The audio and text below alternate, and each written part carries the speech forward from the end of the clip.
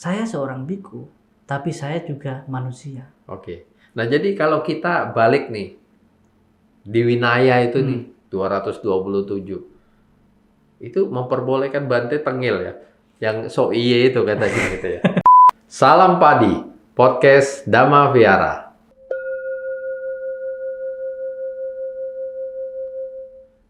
Baik, sahabat Padi, kali ini kita kedatangan tamu yang luar biasa, yang kita nanti-nantikan juga, ya the one and only BDP Bante Dirapunyo. Salam Padi, Bante. Salam Padi.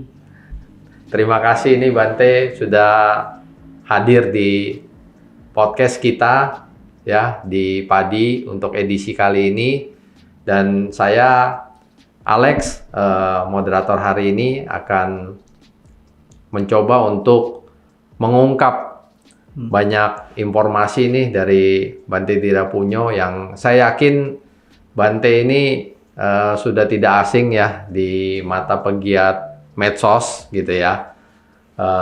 Dan ini sekali lagi sangat spesial buat Padi hari ini, kita bisa kedatangan BDP aja saya panggilnya biar enak ya, Iya, biar lebih gampang. dekat lah ya Bante. Oke, saya akan memulainya dari asal-usul BDP nih. Ya. Karena sebagian sudah tahu, tapi mungkin sebagian dari sahabat Padi juga belum tahu gitu ya, Bante. Jadi yang kita tahu bahwa BDP ini asal keluarganya itu juga bukan dari agama Buddha gitu ya, Bante ya. Dan ternyata di usia yang cukup dini Bante meninggalkan keluarga, walaupun sebagai anak tunggal nih ya, sebagai anak tunggal. Ya, waktu itu ya. Iya, saat itu dan akhirnya memilih agama Buddha. Mungkin bisa cerita singkat seperti apa itu Bante perjalanannya? Oke, ya sahabat-sahabat Padi, jadi bahagia saya bisa kembali ke Balikpapan ya, Wihara Dhamma Wihara ini dengan berbincang-bincang juga. Seperti biasanya ketika di podcast, pasti tanyaan pertama selalu dalam sejarah ya. Ya. Tapi kita jangan hidup dalam sejarah, seolah berjalan tapi tanpa arah kan. Oke, cakep. Ya, kalau nama BDP ya, BDP itu bukan Dewi Persik ya. Oke. Tapi BDP itu Bante Dirapunyo. Ya. Jadi saya sendiri asli dari Jawa Tengah, dari keluarga yang asal mulanya dari berbagai perbedaan agama. Oke. Ya, perbedaan agama, tetapi nih orang tua berkeluarga sih sebenarnya sama agama, tetapi dalam praktek kehidupan sehari-hari saya berada di dua agama. Oke. Ya, agama dari keluarga bapak saya dan ibu saya. Ya, jadi disitulah bisa saya bilang kekayaan sebagai pengetahuan saya waktu itu bisa mempelajari dari dua agama itu. Ya.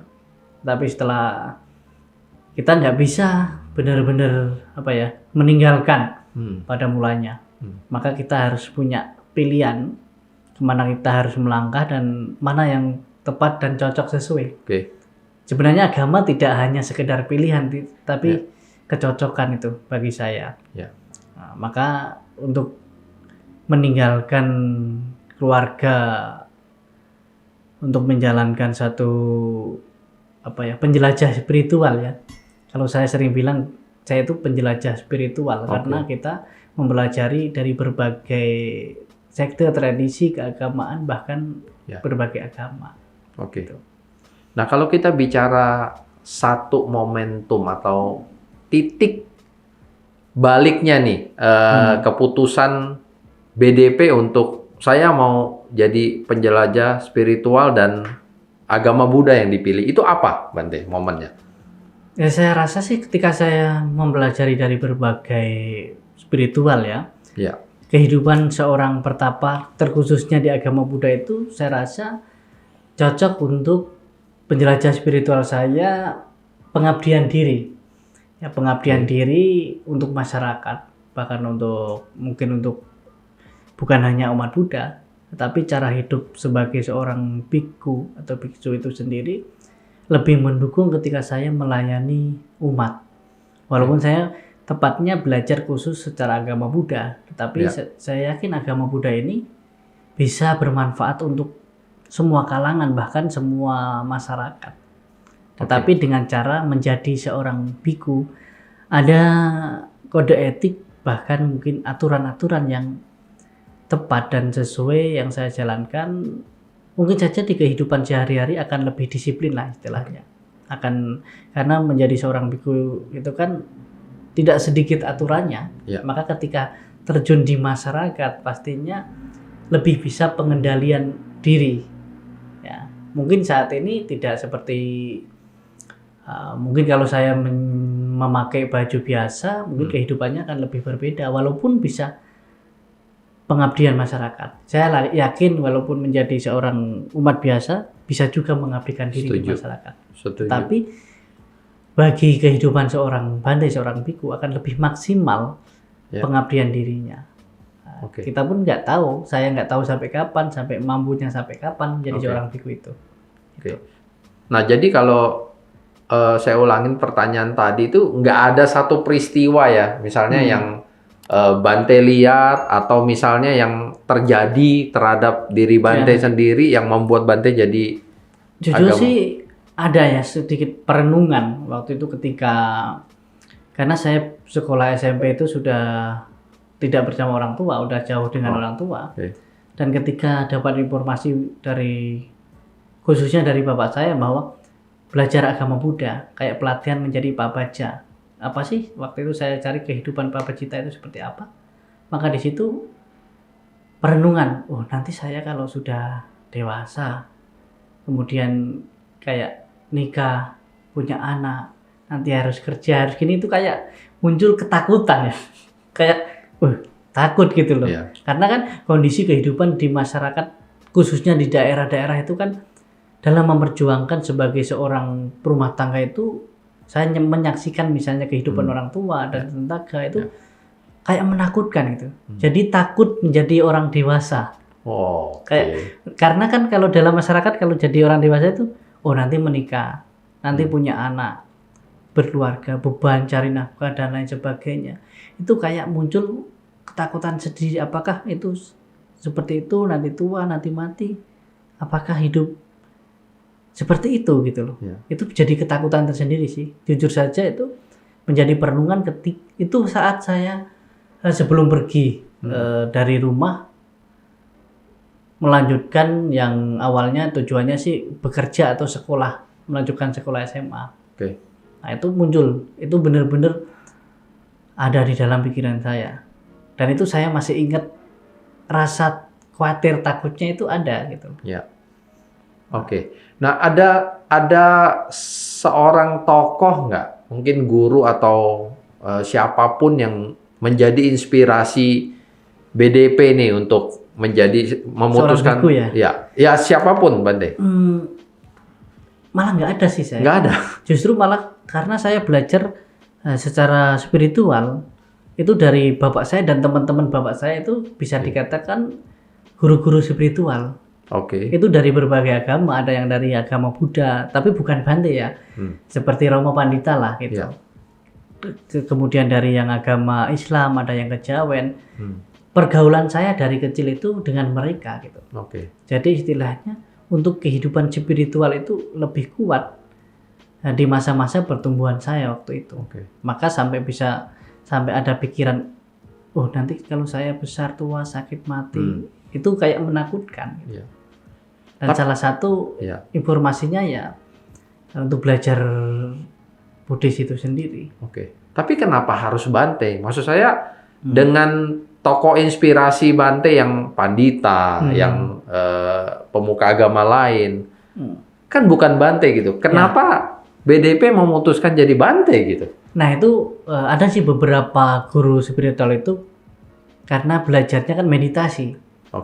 Jadi waktu itu sih nggak ada hubungannya dengan agama. Kalau meditasi kita kan kayak ke hutan, ke tempat-tempat tertentu itu di Jawa Tengah. Tapi ketika benar-benar kayak ada pertanyaan-pertanyaan tentang meditasi, ada orang yang bilang, kalau meditasi tanya sama Bante ini gitu katanya waktu itu. Cuman saya nggak tahu itu Bante itu seperti apa, nggak tahu. Belum tahu saat Belum itu tahu, ya. karena di kampung saya itu sangat jarang ada Bante, walaupun ada wihara. Ya. Paling ada Bante pun ketika kita Waisak di Borobudur ya. Itu pernah hadir dan itu lihat Bantenya pun dari sangat jauh. Nggak tahu Bante itu seperti apa. Ya. Tetapi ada yang usulkan, oh kamu ke sana aja, istilahnya. Yang penting temu Bante dulu, mau nanti di sana mau sekolah ataupun kerja sama Bante itu, ataupun sekolah di tempat Bante itu. Ya. Nah, tapi setelah sampai tempat itu ternyata ada program Babaja Samanera. Nah, ditanya mau nggak jadi Samanera. Pesan orang tua dari rumah, orang merantau itu pokoknya kamu ikut yang bawa kamu, apapun yang dibilang iya. Ya, itu udah pasti ya. Anak-anak dari daerah, misalnya bahkan dari Balikpapan pun, Balikpapan dikirim ke Jakarta, siapa yang bawa, pokoknya kamu nurut. Dipercayakan lah Bante ya. Kamu nurut, apapun yang diarahkan, ikut aja, jangan bandel gitu. Kamu mau jadi Samanera? Iya aja. Nggak tahu ya Samanera itu apa, yang penting iya aja. Yang sebenarnya waktu itu tujuannya ke sana, kalau nggak sekolah SMA, ya kerja gitu aja.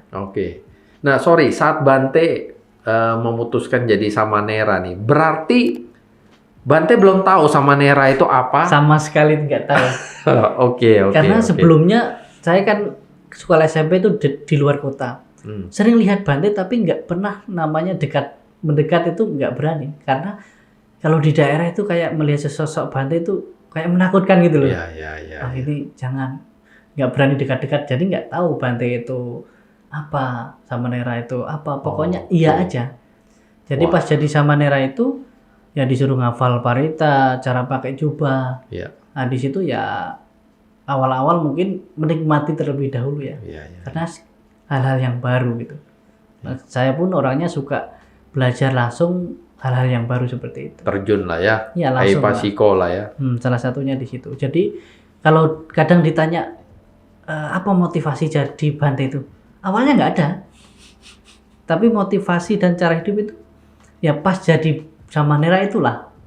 Sering melihat sama-sama Bante-Bante, kemudian pelayanan. Nah di situ justru muncul motivasi untuk seperti hidup itu harus berguna bagi orang lain. Ini bisa dapat satu julukan lagi nih Bante nekat ini.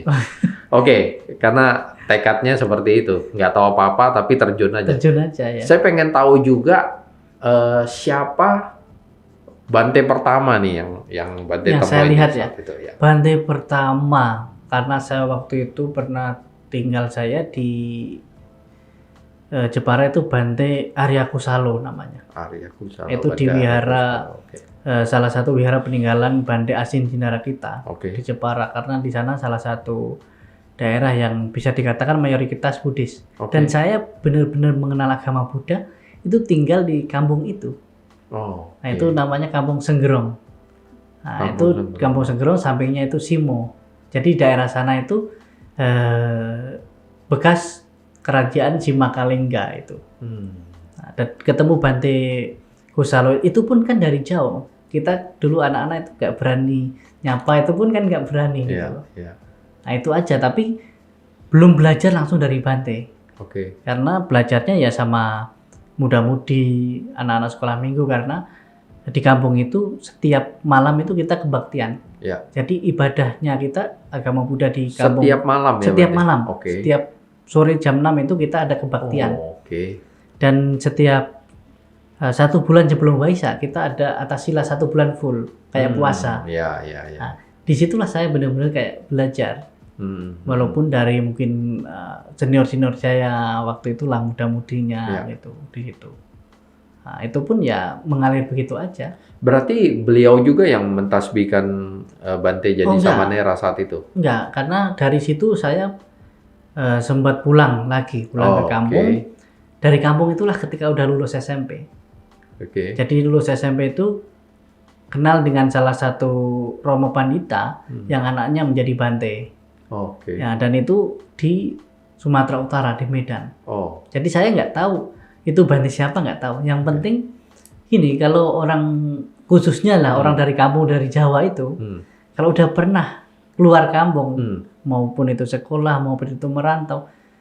Kalau belum sukses, kayaknya malu pulang, pantang gitu loh. Iya. Waktu saya sekolah SMP dan balik ke kampung, saya harus pergi lagi gitu. Maupun itu mau kerja, mau belajar, yang penting harus pergi lagi. Oke. Nah, disitulah dapat info bahwa saya harus ke Sumatera.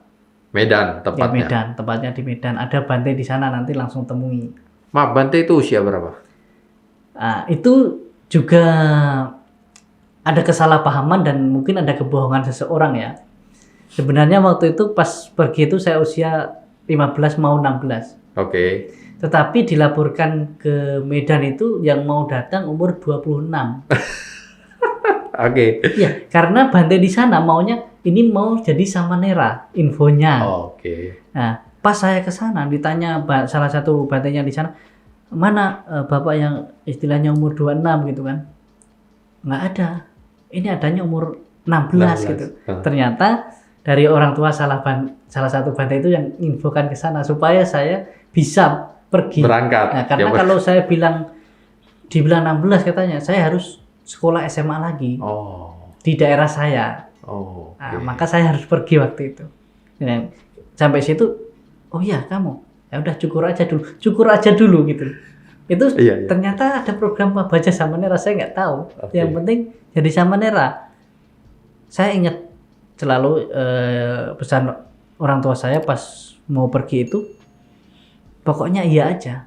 Dan kamu rajin-rajin lah, gitu. Rajin-rajin, kemudian pas disuruh di sana ngapain pun iya aja gitu. Maka setelah jadi Samanera pun rajin, pokoknya ngafal, pokoknya nyapu setiap pagi sore itu udah ingat pokoknya. Ya anak dari kampung kan paling nurut gitu awalnya lah ya. Kalau saya nggak salah Samanera 5 tahun ya Bante ya? Iya, hampir berarti 4 tahun, hampir 5 tahun hampir karena kan nunggu usia sampai 20 tahun. Oke. Jadi untuk jadi biku itu persyaratannya kan 20 tahun. Iya. Jadi pertama saya Samanera di situ, walaupun ada Samanera selanjutnya, beliau-beliau ini pergi ke Thailand jadi biku dulu. Oke. Nah, jadi dulu Samanera yang di bawah-bawah saya, junior saya, itu sekarang jadi Bantenya udah senior saya, beliau. Iya. Tapi usia pun mereka lebih senior. Iya, tentunya. udah masuk pun istilahnya seusia bapak saya ada kan itu istilahnya di situ. Oke. Nah, masa kurun waktu yang kurang lebih 5 tahun ini, itu Bante stay di Medan aja atau ikut ada keliling atau gimana Bante? Iya, selama jadi Samanera kalau di Sumatera Utara, daerah binaan di sana itu Sumut, Aceh, Nias. Jadi setiap Sumatera Utara itu sampai ujung itu Bagan Batu ya. Kemudian Aceh dan Pulau Nias. Jadi itu setiap saat itu keliling darat. Kalau di sana kita bisa darat semua kan? Itu bisa. Dan masa istilahnya masa ujiannya selama Samanera ya keliling itu. Nah, kita lebih lanjut untuk penasbisan jadi Bante sendiri, jadi biku sendiri itu di kapan itu Bante? Jadi Bante saya tahun 2014 awal di Buriram, Thailand. Jadi saya dari Medan karena lebih banyak Bante-Bante yang dari Medan itu upasamandanya di Thailand. Belajar di Thailand kurang lebih waktu itu sampai 3 tahun. Jadi saya jadi biku pas Januari 2014. Nah, itu di Watung Pong, Buriram, Thailand. Itu dekat perbatasan Kamboja. Kalau dari Bangkok, kalau jalur darat kita bisa 5 jam lah. Nah, kalau naik pesawat sekarang udah ada pesawat yang domestik sana. Iya. Nah, kan Bante sendiri pada saat jadi Samanera tentu saja sudah lihat dong, ini Samanera, ini Bante, ada perbedaan. Nah, itu gimana hati nih Bante ini? Waktu semua kalau kita jadi Samanera, cita-cita hanya jadi Bante. Karena kan hidup beda ya. Kita kehidupan seorang Samanera bahkan Bante di wihara kan peran kita pun berbeda, pembinaannya berbeda, terus tugas-tugasnya berbeda. Kayaknya pas jadi Samanera itu kan kita ngafal semua, harus tahu ini, harus tahu itu semua. Berarti saya harus belajar sampai jadi Bante gitu. Waktu itu. Maka apalagi lihat teman-teman saya yang yang di bawah saya tadi udah jadi Bante, saya termotivasi saya harus jadi Bante. Kalau ditanya sampai kapan jadi Bante, karena kalau kita mau pergi jadi Bante itu kan, kalau ditanya mau sampai kapan gitu, saya bilang saya nggak tahu. Yang penting jadi Bante aja dulu gitu. Oke. Jadi ketika udah Upasampada di Thailand sana, itu Bante sempat stay ya di sana ya? Iya, stay hampir 3 tahun lah. 3 tahun. 3 wasa atau 3 tahun? 3 2 wasa. 3 wasa. 3 wasa ya berarti ya. 3 tahun di situ ya. Setelah itu langsung kembali lagi ke Medan. Iya, karena itu dari guru saya juga, saya setelah izin belajar lagi kuliah, kembali ke Indonesia. Pas di Indonesia itu kuliah dulu. Ya. Nah, ini saya mau tanya mengenai kehidupan biku nih di Thailand sama di Indonesia nih. Itu dari pengalaman Bante yang 3 tahun di sana, sekarang udah 7 tahunan berarti ya ini ya. Itu perbedaan yang signifikan tuh di mana, Bante? Mungkin cara hidup sebagai seorang biku itu sendiri kan terpengaruh dengan tradisi kebudayaan dan tempat yang mendukung misalnya lah. Kalau di Thailand kan kita memang didukung dari agama yang mayoritas di negara itu pun kan Buddha kerajaan. Fasilitasnya, kemudian aturan-aturan yang mungkin strict dari pemerintahan. Bukan, kalau kita hidup di negara Buddhis itu kan aturannya bukan hanya dari Vinaya, tetapi kesepakatan Sangha dan pemerintah itu juga. Oke. Kalau di Indonesia kita kan lebih kayak mengadopsi dari berbagai negara-negara Buddhis itu sendiri. Pastinya ketika di Indonesia kita menemukan perbedaan-perbedaan dari mana jadi Bantenya. Dari Thailand, dari Myanmar, dari Sri Lanka dan lain sebagainya. Kalau Indonesia sendiri? Kalau kita di Indonesia sendiri menyesuaikan tradisi kebudayaan lokal itu sendiri. Jadi ada istilahnya umat agama Buddha Nusantara istilahnya. Itu pun sangat mempengaruhi perkembangan agama Buddha itu sendiri dan aturan-aturan, bukan aturan Vinaya tapi aturan kehidupan biku di masyarakat. Jadi sahabat padi, tadi kita udah dengar ya perjalanan dari BDP sendiri ya. Dari awal mulanya yang saya bilang nekat tadi ya, sampai dengan beliau ya hari ini akan masuk tahun ini ya wasa ke-10 ya. Bante ya akan masuk wasa Tera ya. Luar biasa sekali ya kalau kita dengar perjuangannya, dan ya mudah-mudahan juga bisa menginspirasi lah bagi siapapun yang nonton podcast ini gitu ya.